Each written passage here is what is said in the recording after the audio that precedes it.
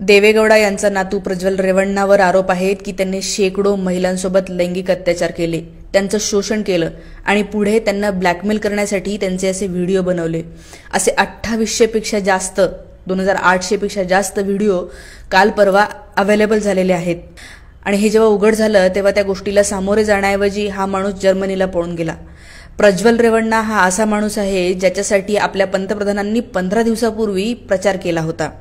तो लोकसभेला उभा होता आणि पंतप्रधानांनी त्याची पाठ थोपाटत म्हणलेलं होतं की ह्याला मत द्या, ह्याला मत दिलं म्हणजे मला मत पडणार आहे।